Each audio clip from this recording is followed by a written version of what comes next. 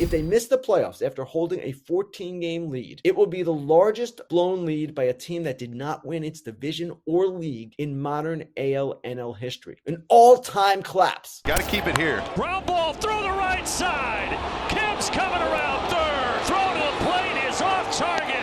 And Atlanta has scored 2 in the night to grab the lead and stun 35,000 in Detroit. I've never seen anything like it. I don't really know how to describe it. I don't have a lot else to say. Picture this. You're sitting pretty with a 15.5 game lead in your division. You're being called the best team in baseball. Writers are already penciling you in for October. And then in the span of just over a month, you watch it all crumble to dust before your very eyes. That's exactly what's happening to the Detroit Tigers right now. And folks, we're witnessing what could become one of the most shocking collapses in baseball history. Now, before we get into it, if you haven't already, please subscribe, like, and turn on the notifications to this channel. I see a lot of my viewers are not currently subscribed, and it really does support the channel if you do enjoy the content to just click that button for me. Now that we got that out of the way, let's get right into this. So to understand just how insane this meltdown truly is, we need to go back to where it all began. The 2025 Detroit Tigers weren't supposed to be in this position to begin with. After their magical playoff run in 2024, where they snuck into the wild card and made some noise in the postseason, expectations for this year were moderate. But what happened early in 2025 was nothing short of spectacular. From the season's opening weeks, these Tigers looked different. They were playing with house money and everything was clicking. Tarek Skubal was dealing like a man possessed, on his way to what should be a second straight Cy Young award. The young core that had cut their teeth in 2024, guys like Riley Green, Colt Keith, and Spencer Torkelson were playing with newfound confidence. Even Javier Baez, a player many thought was a lost cause, was playing well. So well that he was the American League starting center fielder in the All-Star game. But most people don't realize the Tigers had been the best team in baseball for 100 games dating back to August 11th, 2024. This wasn't just some fluky hot start. By July, the Tigers had a commanding lead in the AL Central. On July 8th, they led the division by 14 games over the Twins and Royals and had a mind-boggling 15.5 game lead over the Cleveland Guardians. Think about that number for a second. 15.5 games. Fangraphs had Detroit's chances of winning the division at 99.9%. The Tigers looked unstoppable. They had everything you want in a championship team. Elite pitching anchored by Skubal, timely hitting from unexpected sources, and that undeniable quality that separates good teams from great ones, chemistry. But then came the trade deadline, and this is where our story takes its first dark turn.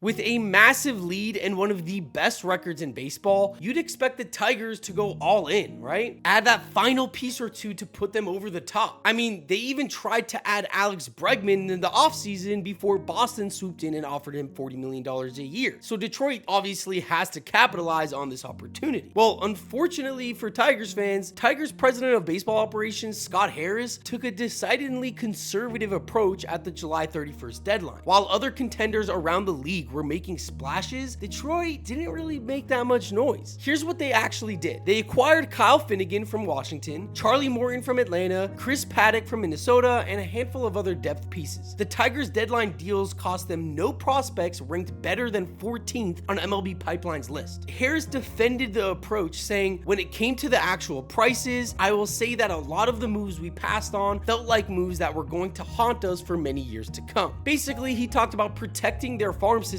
instead of capitalizing on their best chance to win in years. But here's the problem with that logic. You can't assume you'll be back in this position again. Championship windows close quickly, and when you have Tarek Skubal in his prime and a young core clicking, that's when you push your chips to the center of the table. Critics immediately panned the approach, with many feeling the Tigers got quantity over quality when what they needed was impact. ESPN's trade deadline coverage labeled Detroit as one of the losers even, noting that in a season in which the AL is so wide open, it was a disappointingly conservative approach to the trade deadline, especially because Detroit has one of the top farm systems in the majors. The real gut punch? One analyst wrote that the deadline went over like a lead balloon, with fans hoping for roster upgrades. They got salary dumps instead.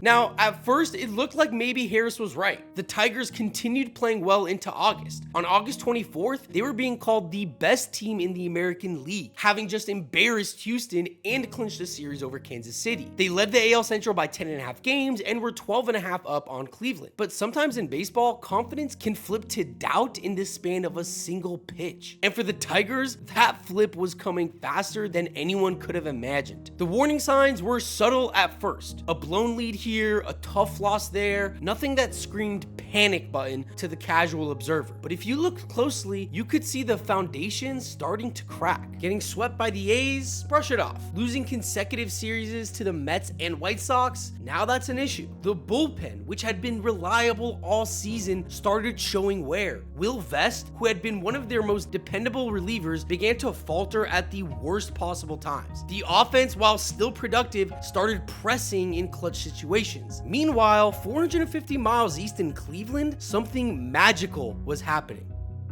Let's talk about Cleveland for a moment, because you can't tell the story of Detroit's collapse without understanding the Guardians' incredible resurgence. Remember, this is the same Cleveland team that was 12.5 games behind Detroit on August 25th. The same team that had endured a 10-game losing streak earlier in the season. The same team that actually sold at the trade deadline, moving Shane Bieber and other pieces. But here's what most people don't realize about championship-level teams. They don't stay down long. Cleveland had the infrastructure, the pitching development, and most importantly, the organizational belief that they could turn things around. And so the Guardians posted a 23-9 burst from July 7th through August 14th, showing flashes of their potential. Now, they did cool off heavy after that, going just 1-9 from August 15th to August 25th, which probably made Tigers fans feel even more secure. But then the unthinkable happened. Cleveland caught fire at the exact moment Detroit started to stumble. The real story goes deeper than just a few bad games. What we're witnessing is a breakdown of everything that made the Tigers special earlier this year. Detroit is 21 games over 500 in the first half of the season, but 6 games under in the second half. That's not just regression, that's a fundamental shift in team performance. The collapse accelerated dramatically in September too. The Tigers are only 5-12 in September and have lost 5 straight games as of September 20th. Meanwhile, Cleveland is 16-4 this month and has won 15 of their last 16 games. But here's the moment that perfectly encapsulates this entire collapse. September 20th, 2025. Bottom of the 9th inning in Comerica Park, Will Vest on the mound, just needing 3 outs to stop the bleeding. Ozzie Albies and Ha-Seong Kim started the inning with singles, but Vest then rebounds and strikes out the next 2 batters. The Tigers are just 1 out away from ending this losing streak. Then Nacho Alvarez Jr., who had already hit his first 2 career home runs earlier in the game, lined a game-tying single to right field. Right after that, Jurickson Profar followed with the go-ahead hit. Just like that, another lead gone. Tigers manager AJ Hinch captured the mood perfectly after the game, saying, "Difficult to accept, difficult to explain. It's hard trying to put into words what is going on. Some big emotional swings and an absolute punch right to the face." That loss dropped Detroit's AL Central lead to just 1.5 games. What had been a 15.5 game cushion in July was now hanging on by a thread. To understand just how unprecedented this collapse is, we need to put it into historical perspective.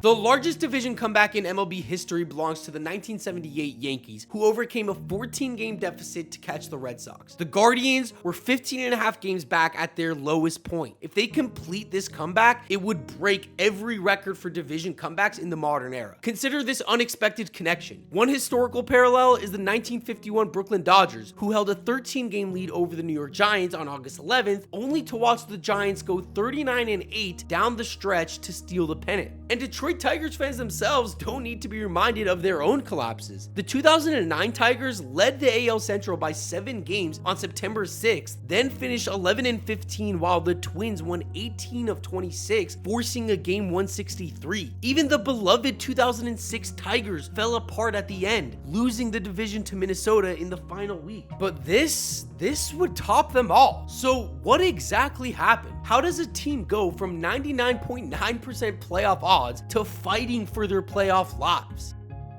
Let's start with the most obvious culprit, the bullpen. Detroit's relievers have a 4.10 ERA as a group, which ranks in the bottom half of baseball. Even worse, they have a 4.43 ERA since the All-Star break, which places them outside the top 20 in that period. The closer situation has been particularly problematic for them. Jason Foley, who led the team with 28 saves in 2024, was sent down to AAA to begin this season after struggling in spring training. Well, he's now out for the season after shoulder surgery. And as we know, Will Vest has taken over closing duties, but his recent struggles epitomize the team's larger issues. The bullpen has converted just 60% of save chances and has allowed 39.2% of inherited runners to score. That's among the worst rates in all of baseball. Now, while the Tigers still rank 9th in MLB in runs scored, they've struggled mightily with runners in scoring position during the collapse. The young hitters who looked so promising early in the year have pressed under the weight of expectations. Perhaps most frustratingly for Tigers fans, some of the team's deadline decisions are coming back to haunt them. When Detroit acquired Charlie Morton from Atlanta, they had to clear a roster spot, and so they designated reliever PJ Poulin for assignment. Now, Poulin was claimed by Washington and has been stellar for the Nationals, posting a 2.78 ERA over 25 appearances and even earning his first career save. Meanwhile, Morton has struggled with a 7.09 ERA in 9 starts for Detroit. It's exactly the kind of move that looks insignificant at the time, but becomes magnified during a collapse. And while Detroit was crumbling, Cleveland was building something special. But the Guardians don't actually look like a powerhouse on paper. They have the lowest team batting average in baseball, and their lineup has been described as Jose Ramirez and 8 opossums found in a dumpster behind the Donados. Yet they're on the verge of completing one of the most improbable comebacks in sports history. How? They're just playing classic Cleveland Guardians baseball. Solid defense and red-hot starting pitching, which has allowed just 15 earned runs over their last 16 starts. The Guardians have won 15 of their last 16 games as of September 20th. And here's the beautiful thing. It all leads up to the Tigers and Guardians playing a 3-game series at Progressive Field this week, starting Tuesday, September 24th. Think about that, guys. Detroit, the team that was supposed to cruise to a division title, now has to travel to the home of their tormentors for what amounts to basically being a playoff series before the playoffs. Now, the Tigers can still win the division with a sweep, which would give them the tiebreaker against the Guardians at 7-6. But anything less, and they're in serious trouble. The pressure is entirely on Detroit now.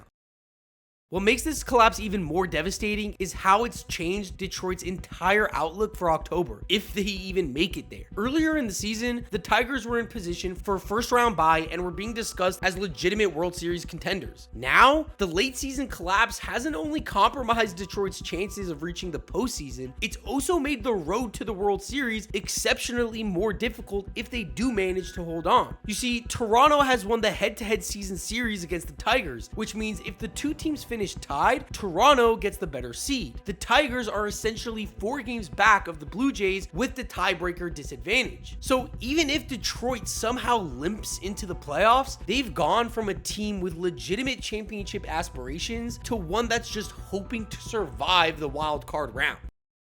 Now, when a collapse this historic happens, everyone looks for someone to blame, and there's plenty to go around. The most obvious target is Harris and his conservative trade deadline approach. Multiple analysts have written about how the deadline decisions are coming back to haunt the Tigers during the stretch run. The criticism isn't that Harris should have mortgaged the future, but that he failed to add the impact pieces a contending team needs. While other AL contenders like Houston and Baltimore were adding proven veterans, Detroit was content with depth pieces. Then there's AJ Hinch, who has generally been praised for his leadership, but some of the late inning management decisions during this collapse have been questionable. The Will Vest situation in particular raises questions about bullpen usage and trust. And at some point, the players have to execute. Veteran leadership should emerge during tough times. But here's what most people don't realize about collapses like this. They become self-perpetuating. Every blown lead becomes magnified. Every clutch situation carries extra weight. Players start pressing, which leads to more failures, which leads to more pressing. Manager AJ Hinch alluded to this psychological aspect after Saturday's devastating loss, saying some big emotional swings and an absolute punch right to the face. That's not just about one game. That's about the cumulative effort of watching a sure thing slip away. The mental side of baseball is often overlooked, but it's crucial during moments like this. Confidence can be fragile, especially for a young team that's never been through the pressure cooker of a pennant race. Now, the comforting news for Tigers fans is that even historically bad September collapses don't necessarily doom a team's championship hopes. A Twitter post reminded fans that the 2006 Tigers went 25-32 in their final 2 months and lost the division in the final week, but still ended up going to the World Series that year. So it's not all gone. And the 2025 Tigers still have elite talent. Skubal is one of the best pitchers in baseball. Riley Green and Spencer Torkelson can still change a game with one swing. If they make the playoffs, their pitching staff is built more for a short playoff series than it is for the long regular season, which could work in their favor. But first, they have to get there. As I'm recording this, we're heading into the most crucial week of the season. The Tigers have 3 games in Cleveland against the Guardians before finishing with 3 games in Boston. A Boston team that will likely be fighting for their own playoff lives when Detroit arrives at Fenway. That's a pretty tough schedule to end the season for Detroit. Cleveland, meanwhile, has a favorable schedule with games against the terrible Twins and then a Texas team that will likely be eliminated by then. So the math is simple. If Cleveland wins their remaining 7 games, they win the AL Central. Detroit's destiny is no longer entirely in their own hands. The Tigers are learning the hard way that you can't assume you'll be back in this position again. When you have a chance to go all in, sometimes you have to take that chance. Whether the Tigers ultimately hold on to win the division or complete one of the most shocking collapses in baseball, this month will be remembered for years to come. And I'm speaking of massive meltdowns. And speaking of massive meltdowns, I made another video on the Mets' absolute collapse. Many of you guys commented saying that I was crazy, the Mets are totally fine, I'm overreacting. Well, they just got swept by the Washington Nationals and as of today are actually out of the playoffs to the Cincinnati Reds. I'll leave a link to that video here so you guys can revisit it and just apologize. But anyways, if Detroit blows a 15.5 game lead, it would rank among one of the worst collapses ever. Right up there with the 78 Red Sox, 2011 Braves, 2007 Mets. It's just bad. On the other hand, if Cleveland completes this comeback, it would be one of the greatest stories in baseball history. A testament to culture, player development, and the beautiful unpredictability of the game we love. For Detroit fans, this has been excruciating to watch. From being the best team in the American League just a month ago to clinging to a 1-game division lead. It's been a masterclass in how quickly things can change in baseball. So, as we head into the final week of the regular season, everything is on the line. Detroit's season and potentially their championship window hangs in the balance. This is a must-watch series, not just for Detroit and Cleveland fans, but for all baseball fans. This is exciting stuff. The stage is set for such an amazing finish, not just for this series and for this race, but also for the NL wildcard race. But will the Tigers find a way to stop the bleeding and capture their first division title since 2014? Or will the Guardians complete this historic comeback? Either way, it's gonna be crazy to watch. I'm so excited. I hope you guys are as well. What do you guys think though? Let me know in the comments. Were the Tigers frauds all along and everything is just going back to normal now? Are the Guardians just the luckiest team in baseball and we just overlook them every year? Or is there something I'm missing here? And if you appreciated the video, please subscribe. That's all for today. I'll see you guys on the next one.